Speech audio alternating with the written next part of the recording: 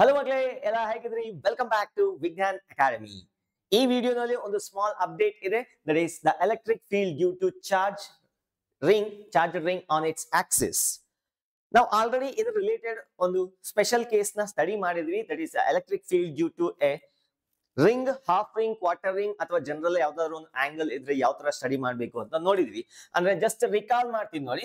ಯಾವ್ದಾದ್ರು ಒಂದು arc of the circle charge ಆಗಿದೆ ಈ ತರ, such that the charge linear charge density is lambda. Lambda ಅಂದ್ರೆ ಗೊತ್ತಲ್ಲ, ಚಾರ್ಜ್ ಪರ್ ಯೂನಿಟ್ ಲೆಂತ್. ಈಗ ಇದಕ್ಕೆ ಎಷ್ಟು ಎಲೆಕ್ಟ್ರಿಕ್ ಫೀಲ್ಡ್ ಇರುತ್ತೆ at the centre of the circle, making an angle alpha.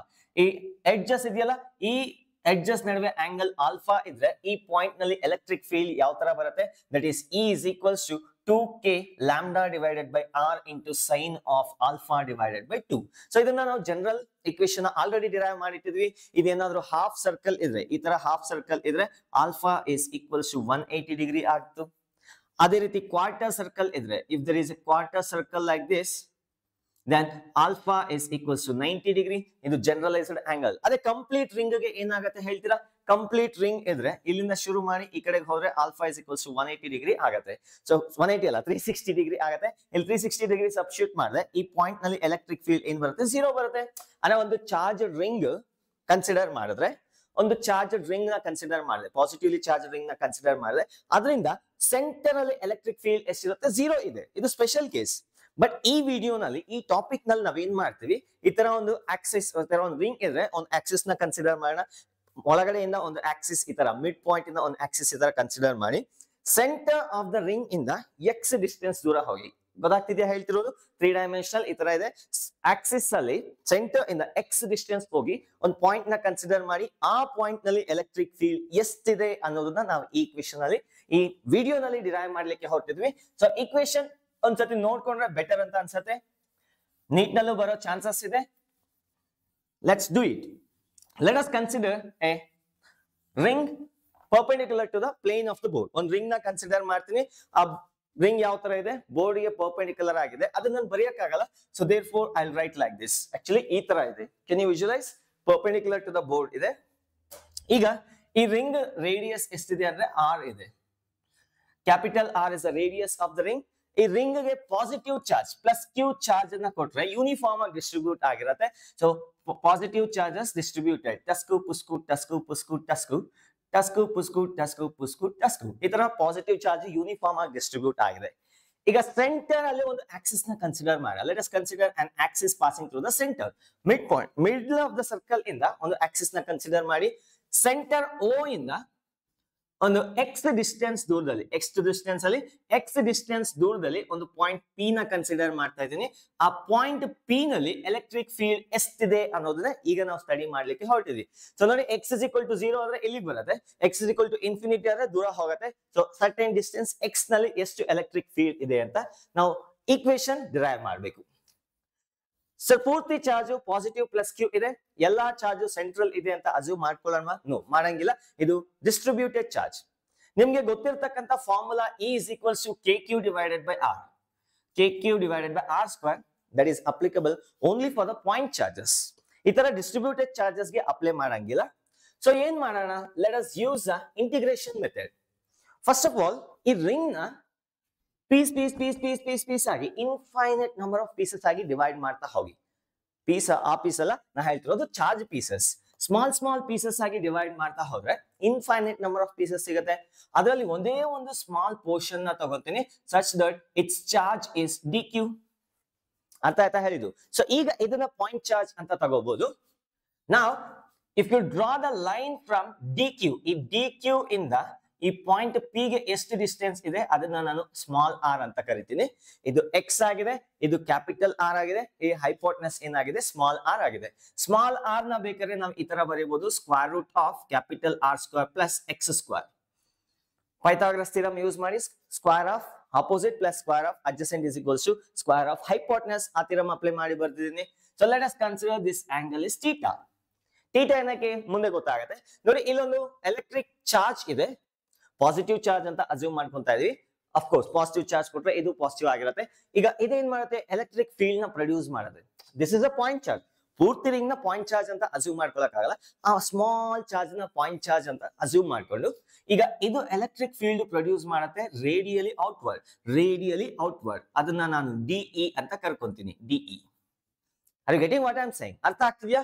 ಆ ಡಿಇ ವ್ಯಾಲ್ಯೂ ಎಷ್ಟಿರತ್ತಪ್ಪ ಅಂದ್ರೆ the electric field due to this small charge, finite small charge, is given by k into dq divided by r square.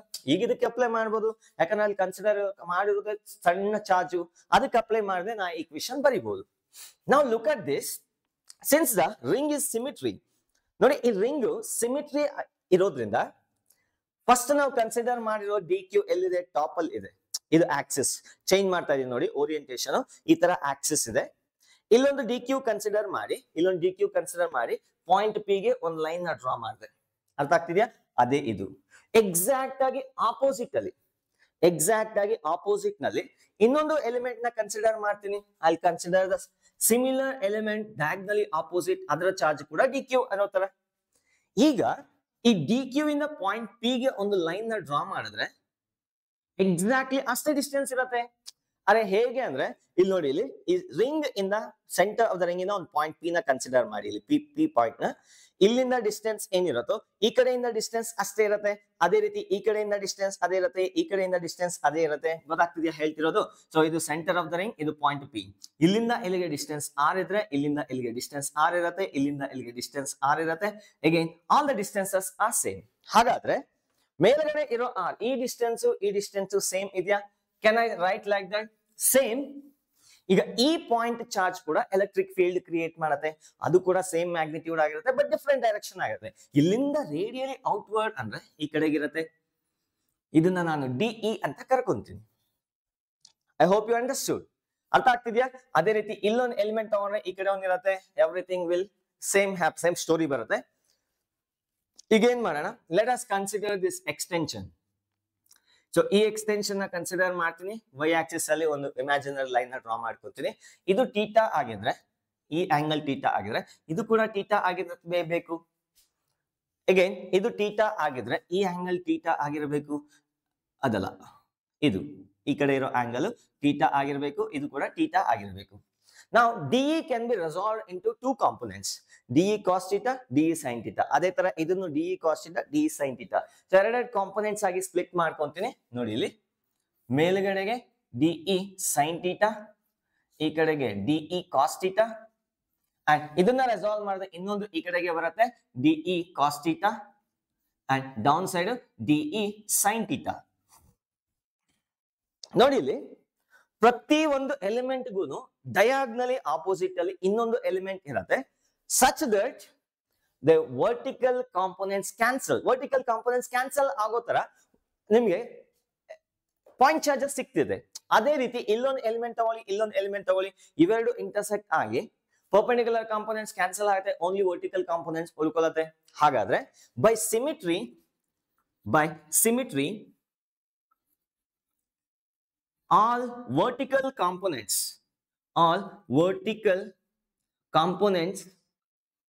cancel each other.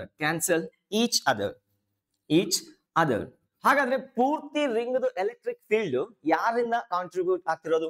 Only horizontal component. ನಮ್ ಪೂರ್ತಿ electric field ನ D ನ add ಮಾಡೋ ಬದಲು ಬರೀ horizontal components ನ add ಮಾಡ್ಕೊಂಡ್ರೆ ಸಾಕು. ಹಾಗಾದ್ರೆ the total electric field due to ring is given by E is equals to summation of DE cos theta. ಅರೆ ಹಾರಿಜಾಂಟಲ್ ಕಾಂಪೊನೆಂಟ್ಸ್ ಎಲ್ಲ ಆಡ್ ಮಾಡ್ಕೊಂಡ್ರೆ ಸಾಕು, ಎಲ್ಲಾ ಎಲಿಮೆಂಟ್ಸ್ ಹಾರಿಜಾಂಟಲ್ ಕಾಂಪೊನೆಂಟ್. ನೋಡಿ ಸಮೇಷನ್ ಅಂದ್ರೆ ಏನು ಇಲ್ಲ, integration of DE cos theta. So D value already ಅಲ್ಲಿ ಬರ್ದಿಟ್ಟಿದ್ದೀನಿ. D is equals to K dq divided by r square. That is equals to integration of K dq divided by r square into cos theta. ನೋಡಿ ಇಲ್ಲಿ ಇದು adjacent, ಇದು hypotenuse, ಇದು adjacent, ಇದು hypotenuse, ಇದು opposite. cos theta is adjacent by hypotenuse, adjacent x ಇದೆ divided by hypotenuse ಏನಿದೆ square root of r square plus x square. ನೋಡಿ r square ನ ನಾನು capital R square plus x square ಅಂತ ಬರೀಬಹುದಾ? ಹಾಗಾದ್ರೆ ಇಲ್ಲಿ ರಿಪ್ಲೇಸ್ ಮಾಡ್ಕೊಂತೀನಿ. ದಟ್ ಈಸ್ ಇನ್ನೊಂದು step ಬರ್ದ್ಬಿಡ್ಲಾ? ಇಲ್ಲೇ ಬರೀತೀನಿ ನೋಡಿ, ಬೇಕಾ ಇನ್ನೊಂದು ಸ್ಟೆಪ್ ಬರ್ದ್ಬಿಡ್ತೀನಿ, ಕನ್ಫ್ಯೂಷನ್ ಯಾಕೆ. K into dq divided by r square na capital R square plus x square anta baritini into x divided by ನೋಡಿ square note whole to the power of 1 by 2 ಅಂತ ಬರೀಬಹುದಾ? So that is r square plus x square whole to the power of 1 by 2. Cut ಆಗ್ತಿದ್ಯಾ? I think better. Yeah, ಕಾಣಿಸ್ತಿದೆ. ಇಲ್ಲಿ continue ಮಾಡ್ತೀನಿ.